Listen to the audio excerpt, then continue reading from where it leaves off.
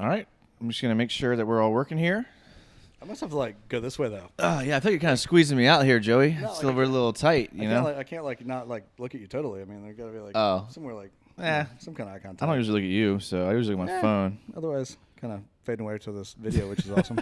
It's a horrible intro. Jason, take it away. Oh, well, we're not live yet for the actual we're live on the video. We're not live on the Even podcast yet. I just want to make sure we're working on YouTube. You know how it is. I'm just going to assume that we're working. Oh, there we go. Okay. I haven't got a notification yet. No, it takes us a second. Which is hilarious because you did mention if you need to know the YouTube login, let me know. For weeks I've been like, dude, there's been no comments on YouTube. What the hell? Is it because the login changed? Well, no, I went to look and I'm not logged into YouTube whatsoever. Oh, well, that makes sense. Yes, I need to get that from you. Okay, we're live now, so let's see if the. Okay, sounds good. All right, cool. All right, well, I guess we'll get started then. Bring it. All right, welcome to another Jags podcast, episode 69. 69. You're supposed to say nice. Nice. I mean, that's like. Yeah, so episode 69. I still think it's 68, but No, whatever. It's definitely 69, but we're here. It's just me and Joey tonight. Which, it's like OG AJP. That's true. We were talking about for a while, it hasn't been just us in a while. It hasn't. And here we are, just us. So it's going to be fun. I'm excited. It should be good. Yeah. We were going to talk about quarterbacks, new position breakdowns, but we got a lot of Twitter questions, so we're just going to go with the Twitter questions. Yeah. So let's see where that takes us. We'll save the breakdowns for later. But if you don't follow us on Twitter, we're at Another Jags Pod. Facebook, Instagram, Another Jags Podcast. You can find us on YouTube Live. You can go back and watch this video. We're recording ourselves live. We changed up our set here. We're on the couch because it's just two of us. Much more comfortable, honestly. Yeah. And I don't look like Gigantor. Well, I guess it depends on who you ask, I guess. Well, I mean, naturally, but not artificially. No. So OTAs, the second week has kicked off, and we talked about last week about how if we were Yannick Ngakoue, we wouldn't go to OTAs. No. But he was like, yeah, I mean, I'm going to be a team captain. I'll be there. I'm a football player. And then this week, he's a no-show. I completely get it. Yeah, me too, man. I mean, somebody probably got in his ear and was like, dude, you proved your point. Might even been a coach. And be like, dude. It just seems strange that he'd be the one that says that, he's going to be there. And then, I thought maybe he's had, a rough Memorial Day.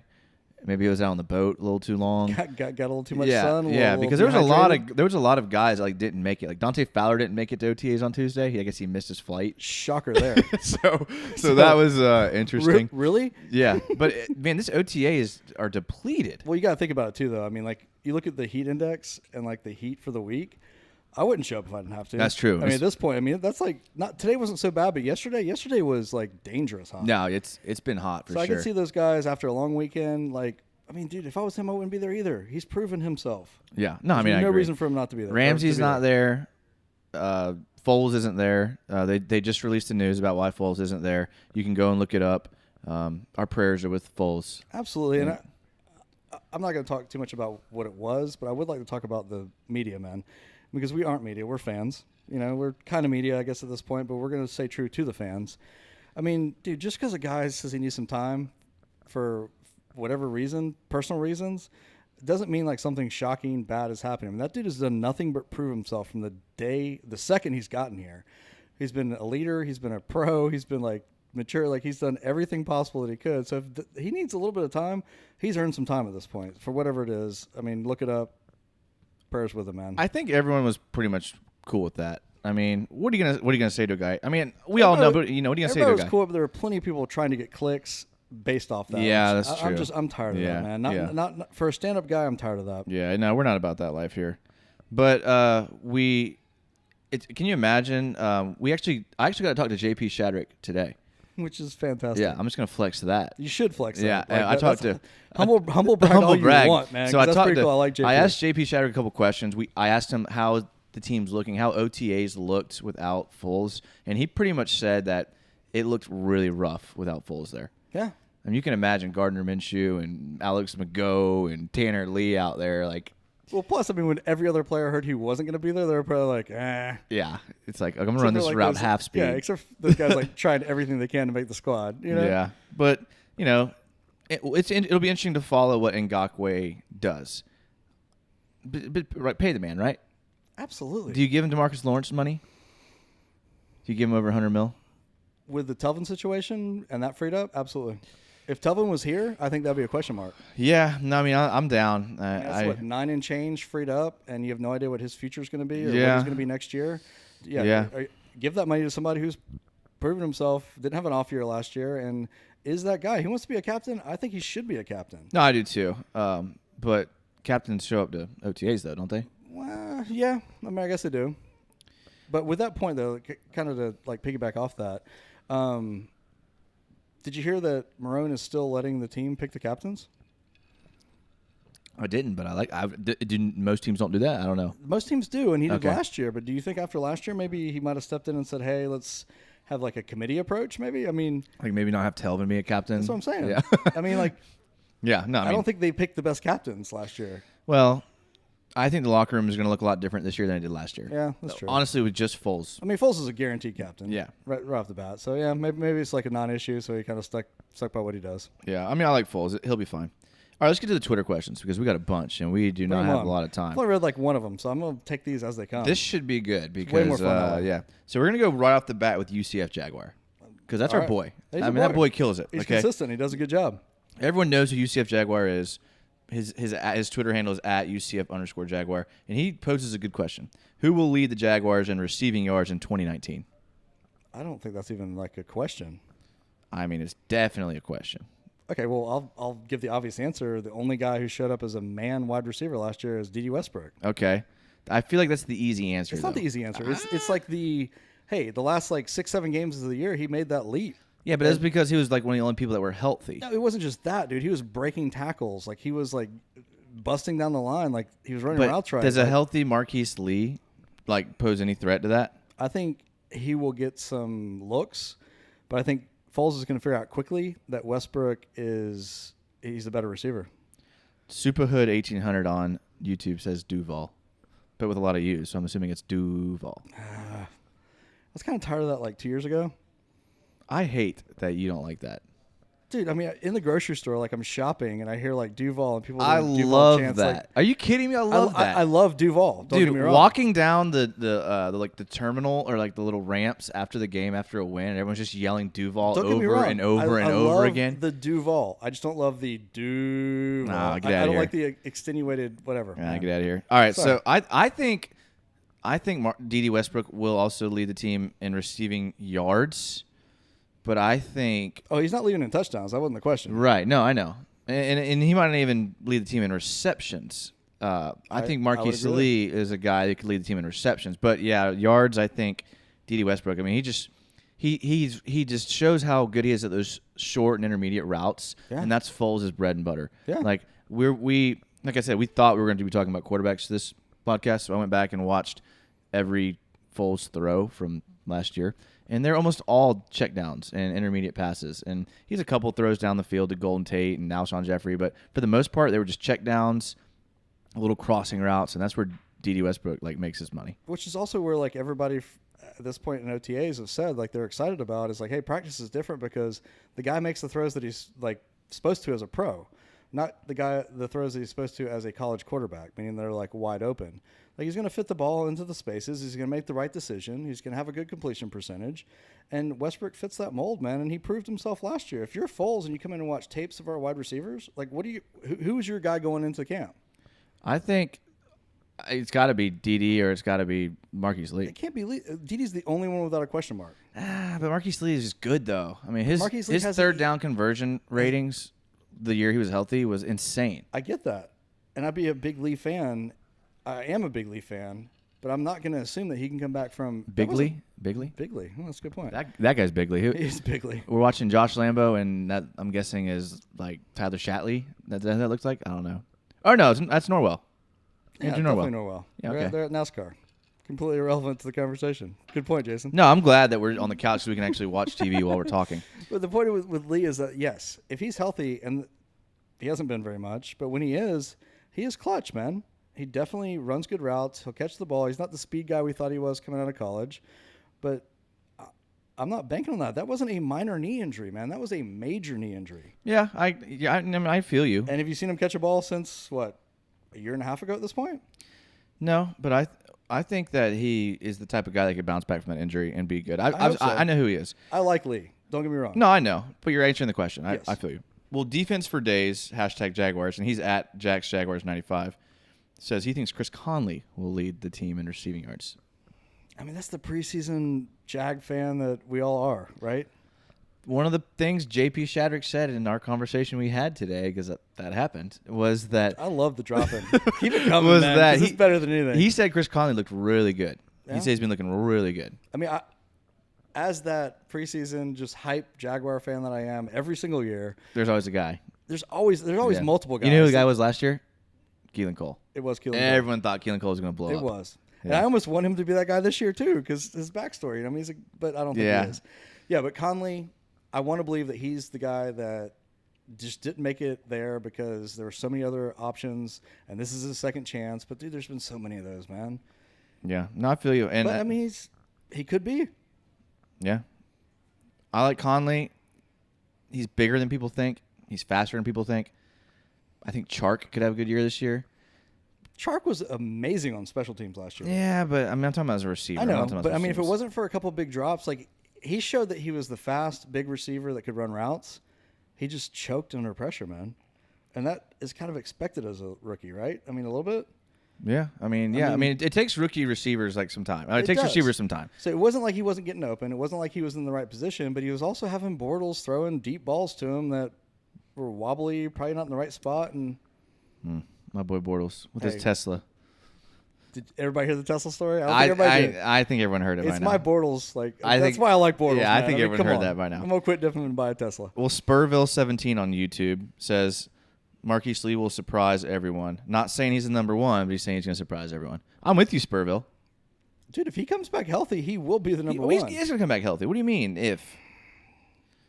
All right, let's move on because we've got a lot of freaking questions. We got to get to these. All right, this next question is from Jason Rat, and he's at RatHCP. He says, do you think we have an offensive player make the Pro Bowl this year? He says, optimistically speaking. I mean, that's a great question because all right, I'm going to throw offensive line like out because that's one of those things like if you make it, you continue to make it. They really don't look at the actual like tape. Okay, that's fair. Would you agree with that? I'd say Norwell has a good chance to make it, but I'm with you. I agree I'm with because you. he's made Yeah. it before. Right. That's Yeah, my exactly. whole point. Exactly. So, yes, Norwell definitely has a chance, but I'm going to throw them out just because that's so hit or miss. I mean, I legitimately think Foles has a chance to make it and Fournette.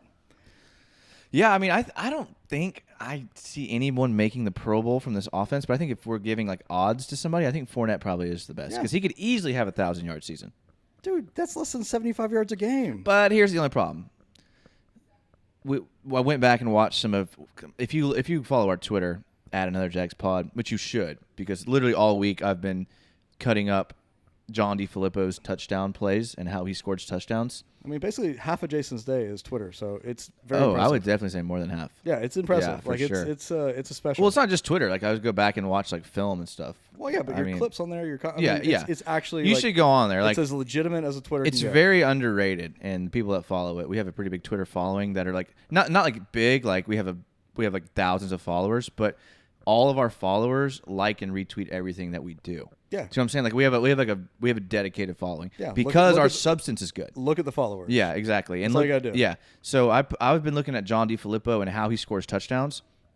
Dude, that dude does not run the ball in the end zone. And that's why he got fired from Minnesota though, was that he didn't run it enough. So you're gonna have this mix of like him coming in not wanting to run it, and then you're gonna have like Coughlin and Marone, which are like Run it. every freaking Right, play. right. So it's gonna be, I hope, a good mix of like we're gonna change a little bit, and I think our offense is gonna be a lot different looking than it was last year for sure. You know what I learned the most from watching the Vikings, every play of the Vikings season?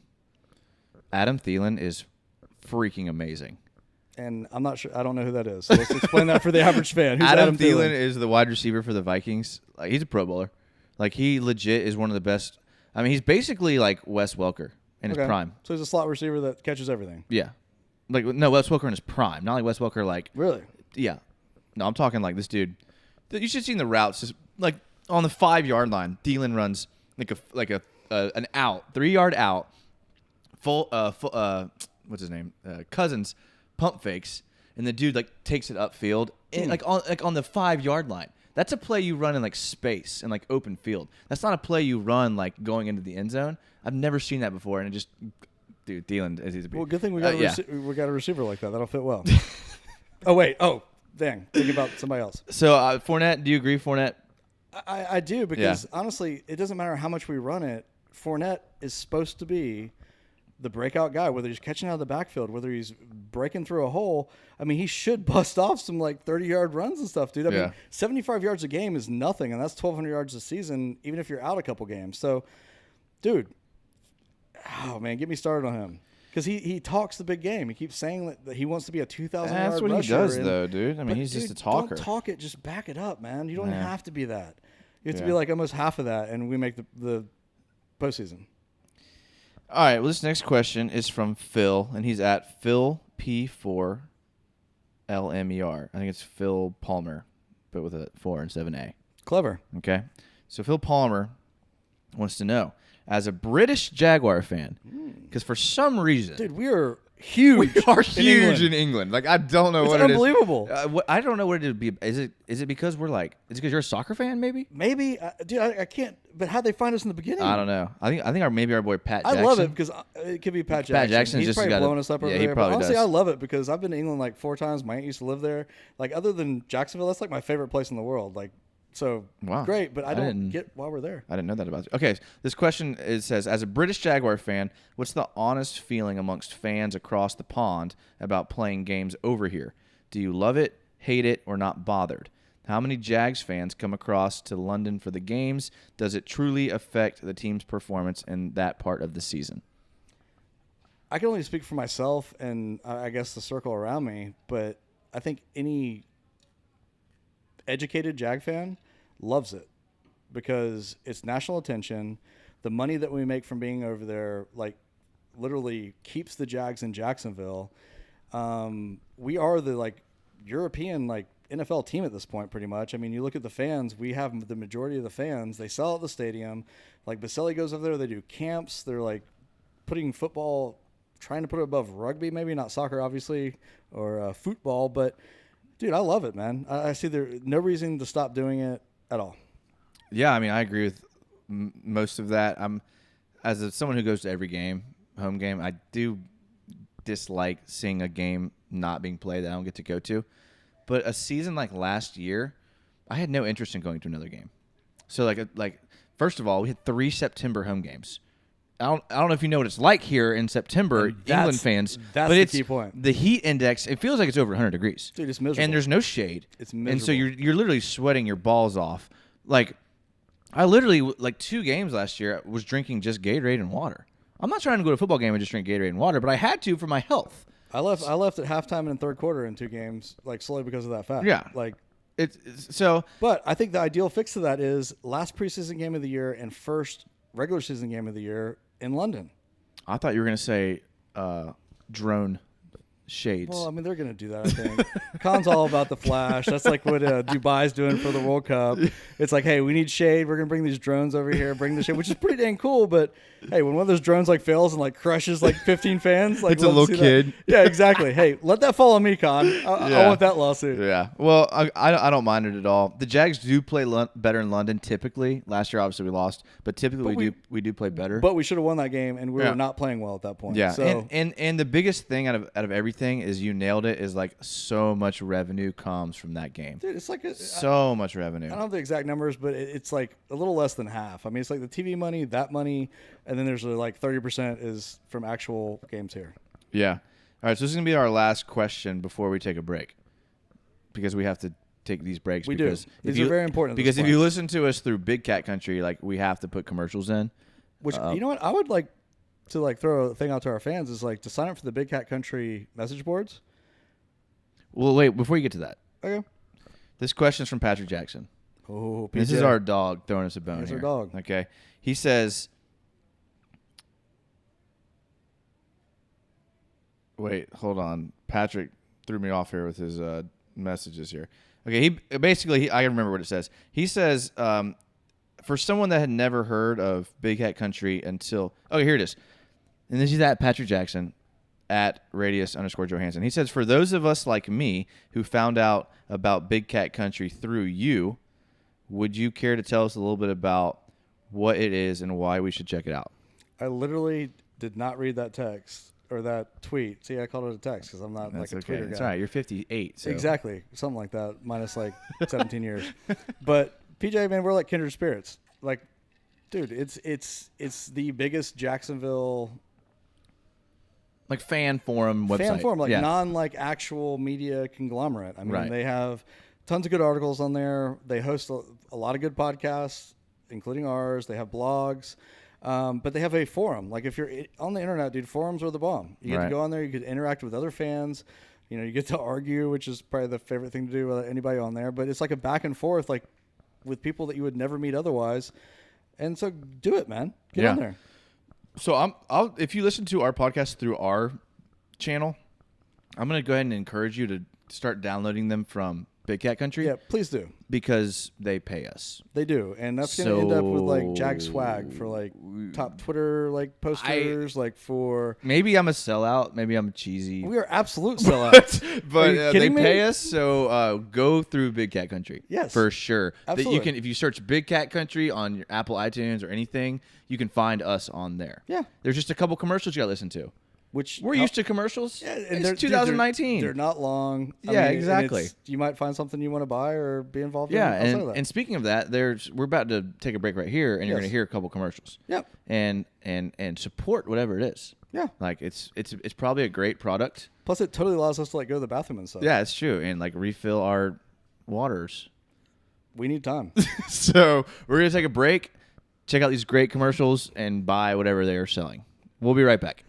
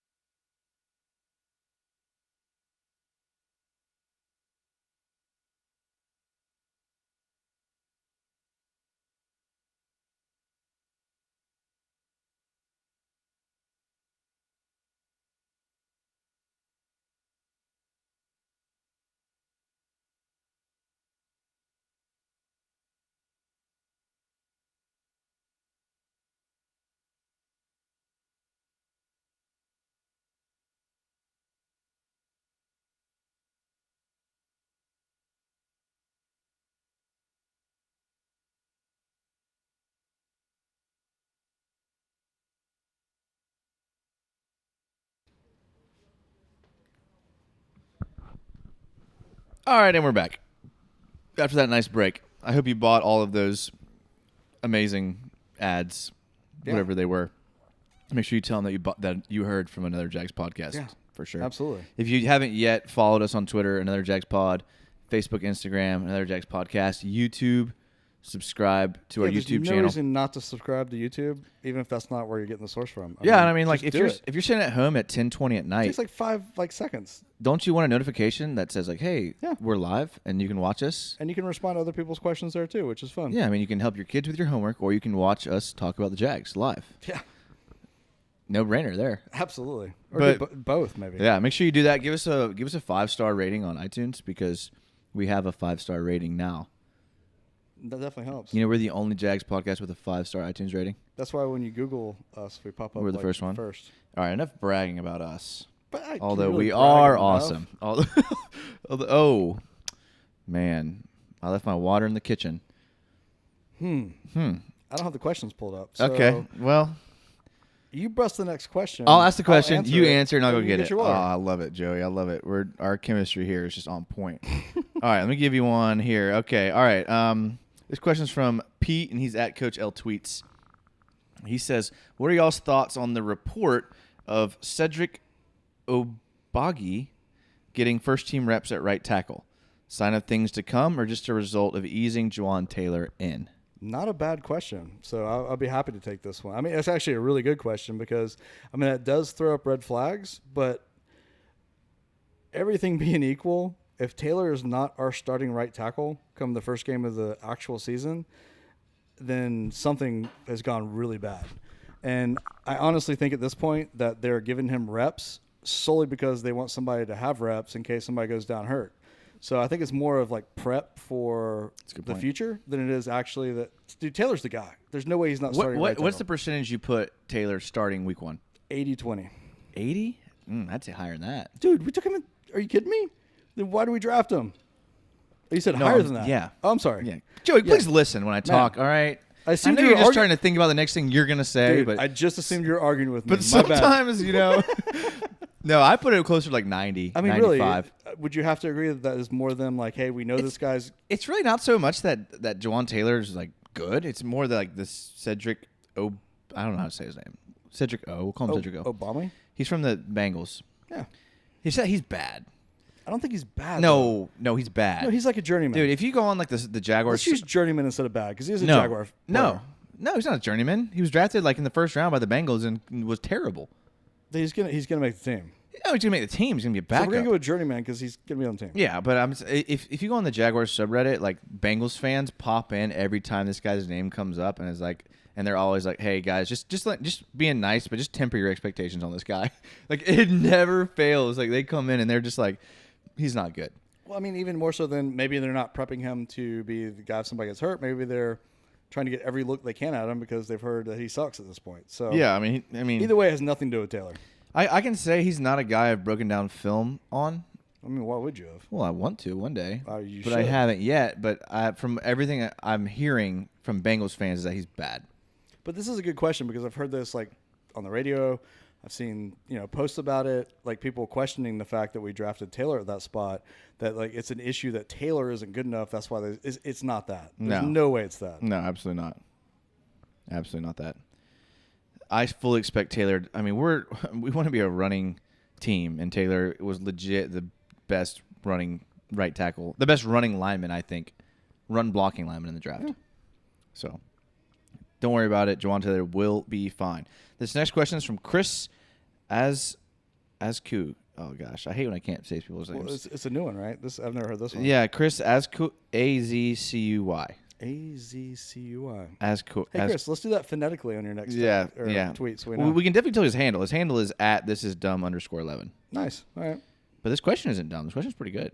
Cool. And he says, which running back do you think could become a two-headed beast along Fournette if this person is currently on the roster? You want me to take this one? I'll let you take this one because my opinion is not good.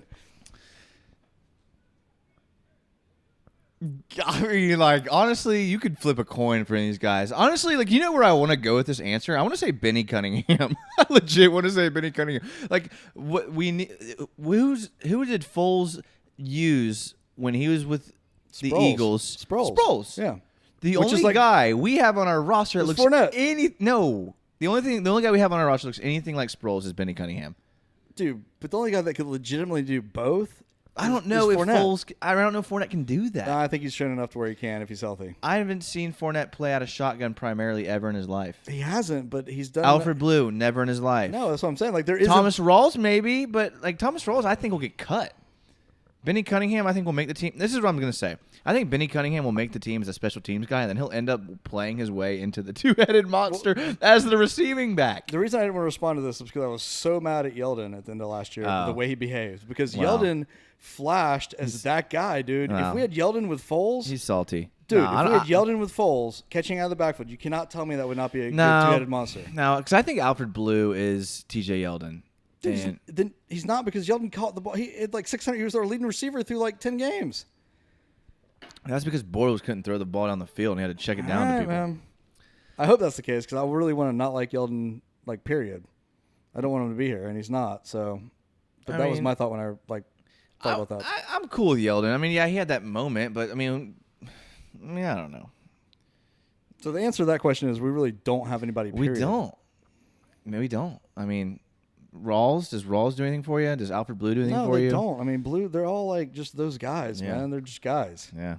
But I will say with our position group breakdowns going forward, we kind of need to look into like who might be on another roster that we could pick up that might fill that spot because we don't have that. Well, this leads to Jacob Neville's question, and he's at Llama Feed, and he retweeted an SB Nation article that ranked the best and worst running back stables, and apparently, I didn't read the article, but apparently Jacob Neville asked, "Do we really have the second worst running back backfield?"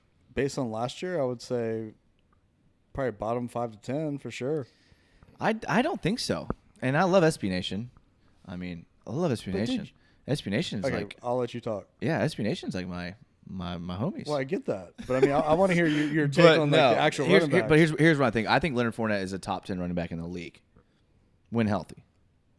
So I didn't read the article. The article may talk about that, the injuries being a concern. But if Leonard Fournette's healthy, I think him alone makes our running back stable top 10. I agree, but whoever wrote that article is obviously a realist and understands that Fournette, outside of not being healthy ever but 1 year in LSU, is also an absolute head case at this point. So to rank them in the top 10 because of Fournette is putting your credibility as a journalist on the line. I mean, as a fan, absolutely, dude. I 100% think we're top 10, 15 running back core if Fournette blows up like he should. But we got nothing to bank that on, man. That's like saying, hey, are you going to beat the Titans? Yeah, we should, but we've never beat them. So I just clicked the article and opened it up. It's written by Christian D. Andrea, okay. and he's at Trainsland on Twitter. All right, Christian. And Appreciate the article. the number one running back group he has is the San Francisco 49ers with Matt Breida, Tevin Coleman, Jerick McKinnon, and Kyle Juszczyk, the fullback. I want whatever he's taking then. Legit, two of those guys are coming off serious injuries. Really? Yes. All right. Breida and McKinnon. Like, is this guy for real? Number 2, New England Patriots. Sony Michel, your boy. James White. Rex Burhead. Damian. What? Dude, they're maybe like top 10, but not number 2. Dude, well, this guy's on seriously What about something, the man. Saints, or what about The Browns at 4. Browns, or what about The Bears at 5. Honestly, wow. I don't know, man. I don't even know what to say right now. He's got the Jaguars at 31. He says the Jags spent the number 4 overall pick in 2017 on a player who has yet to average more than 3.9 yards per carry. See, that's the thing, man. You're going to talk about how he averaged yards per carry is so stupid to look at. I mean, how many just freaking 80-yard runs did Fournette rip off in 2017? It's because the dude ran the ball so much. He ran the ball into the line. He ran the ball because he only 9 played minutes. 6 games last year. No, I'm That's the talking 2 problem, years dude. ago. 2 years I ago, know, when but he averaged 3.9 yards per carry, he was running the ball into like 9 and 10-man boxes. And against defenses that were not scared of the quarterback throwing it But like, at all. but for the even most against part. like 10-man boxes, like even in 2017, you were like, all right, he's about to break one. He's about to break one. He's about to break one. 1 yard, 1 yard, 1 yard. 83. Exactly. 1 yard, 1 yard, 1 yard, 1 yard. 56. Like don't give me yards per carry. No, I don't would have give to me agree with that. I'm sorry, man. Get out of But here. I think a legitimate answer to the question is we could be either top 15 or bottom 15 easily based off Fournette being a pro football player and not a immature. Well, he's saying all the right things right now. So, Dude, he's always said the right things. I'm tired of hearing the right I know. things. I'm with you. I don't want to hear you saying you want to rush for 2,000 yards when you barely played last year, bro. Yeah. How about you tell me, hey, I'm going to prove it to you on the field. That's all I'm saying. Yeah. Thank you for coming out. Well, he's playing to the media. He's always. I mean, he's a big guy. He cares about his public perception. He's so active on social media. He cares about his, he cares what people think about him. He his really, public really perception does. Sucks. It does, and he doesn't like that. So, all right. This next question is from Chris Morley, and he's at CMO_2832, and he says, if we were to sign Terrell Pryor, where would he rank on our wide receiver depth chart talent-wise? Because if you didn't hear, the Jags worked out Terrell Pryor. I mean, good for them for looking at somebody, but I mean, he's just another guy. Yeah, he is another guy, but where do you think he ranks in our? If you had to answer the question, Assuming Lee's healthy, yeah, third. okay. Well, would you not want to sign a guy that's third? I didn't say not sign him, but I mean, would you? I guess I would not sign him right now. You wouldn't want to sign a guy that could be your third. Not with Your third. Not with That's the, a starter in the modern not NFL. with the potential that Chark has, because I really think he's going to come through. Okay, now that's then I think that money could be better spent elsewhere. he's not a third. Then I think he's a fourth, but I Okay. still think it's worth a signing Maybe it depends on how much you pay. because What do you- I'm not sold on 1 year, on 2 Conley, million. man. I mean, are we going to give another Moncrief No, another, like $6 no. million If for Conley got year? $1 million, this dude maybe gets 1 or 2. Okay, well, then I'm fine with that. If you're not familiar with Terrell Pryor's stats, he played for the Jets and for Buffalo last year. Not two awful teams. He had 14 receptions on 6 games with the Jets, and he had 2 receptions on 2 games with the Bills. But 2017 with the Redskins, he had 37 targets, 20 receptions, and 250 yards. Dude, throw money that guy's way, bro.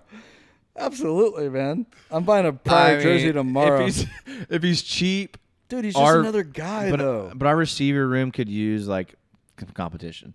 So if you can get him for $1 million or $2 million, I say you bring him in.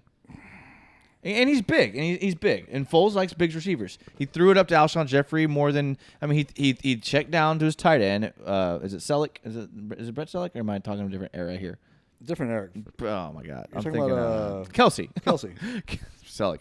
If he checked down to Kelsey, or he threw to Alshon Jeffrey. He had Golden Tate, who he liked on the deep Kelsey digs. was a. Dude, we're going to back this one up because Kelsey was not at. Kelsey was at. No, it was. Oh my God. No, you're completely wrong. Jesus Christ. All right, what am I thinking of? Who's the tight end there? It's Ertz. Zach Ertz. Ertz. Okay. Yeah. So Zach Ertz. So it's either Zach Ertz or it was Alshon Jeffrey. Yeah. Or it was Golden Tate. Or was Just it check mentioned down. like 3 guys who are better than everybody on our team. But does Terrell Pryor kind of give you what Alshon Jeffrey is? No. Not better Just a than. little bit? No, not better than anybody on our roster right now. I would take Keelan Cole over that for no money.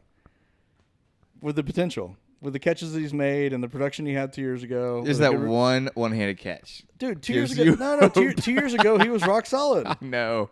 And you got a I good quarterback in know, there. It's man. better than that than You know. somebody's been on like 3 teams in a season and a half. I think you're right. But the fact they brought him in just shows how like scared they are of our receiving core.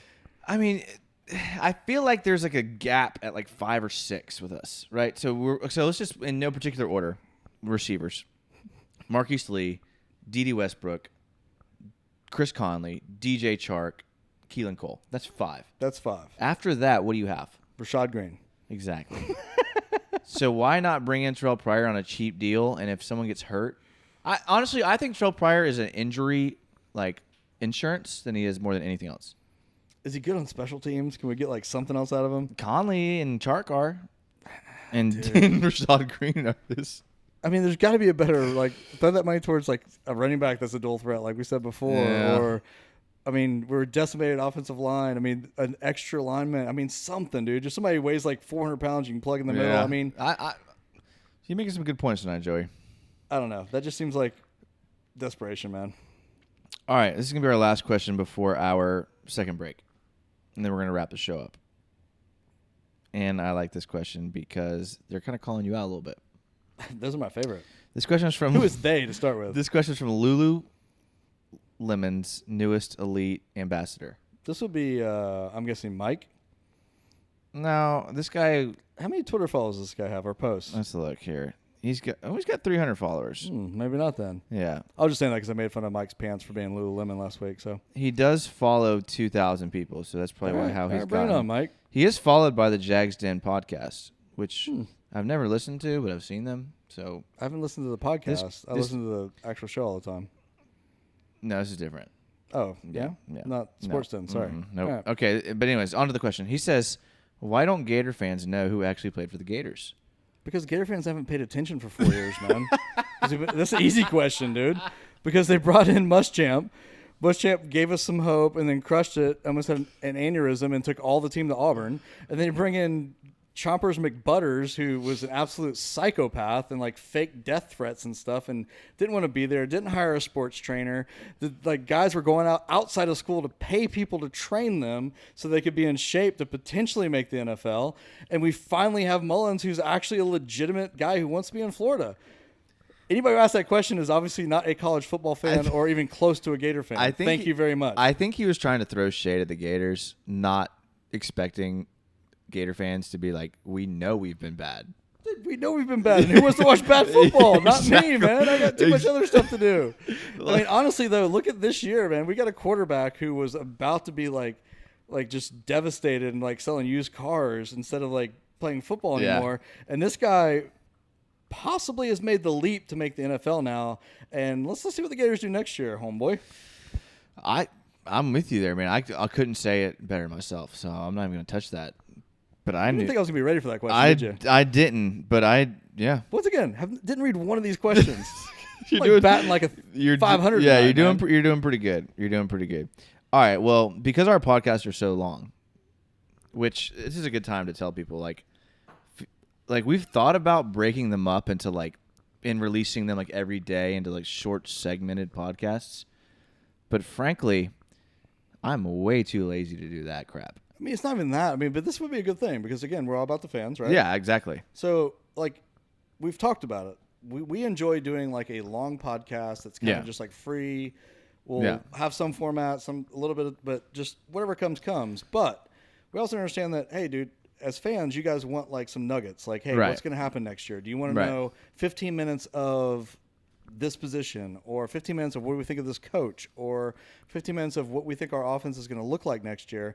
Dude, we can do that. We can record that, break it up, and release it. So let us know, man. I mean, we could do that, but it's just a lot of work. It is but a lot of work. If but it's not. We could do that in one night. I'll encourage you to just pause it, and the next time you're in your car, just play it. I'm not saying I know, I'm with total. you. But if y'all, nothing's going to change with our format as far as if that's what y'all want, let us know, and I'll do it. But if somebody says, hey, if there's multiple responses for, I want to know about this, right, and that's not a full podcast question, right, we could do a mini podcast for that. Yeah. So just let us know what y'all think, because that's kind of where we're at with it. And we may just pretend we didn't get the question because we don't want to do it. We do. That's possible too. Okay, so we are going to take, because where I was going with that was because our podcast is so long, we actually have to put in 2 commercial breaks for Big Cat Country, which we're cool with because they pay us. And we're sellouts. We will do whatever they ask us to do. So we're going to take one more break here, and then we're going to come back and we're going to wrap the show up, and it'll be good. So we'll be right back, listen to these ads, and buy whatever it is that they're selling. Ads are good. Sound good? All right, we'll be right back.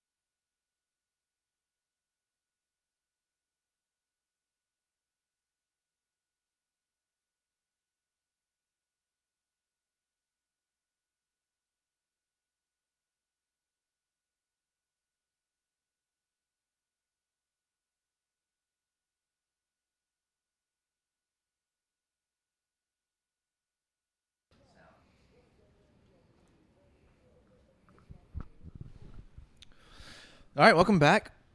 Another Jags podcast. I just ate a little bit of sushi there, so I got a little bit of cucumber in my teeth right now. That's a little protein, though. It'll push you through the last, 15 minutes. That's true.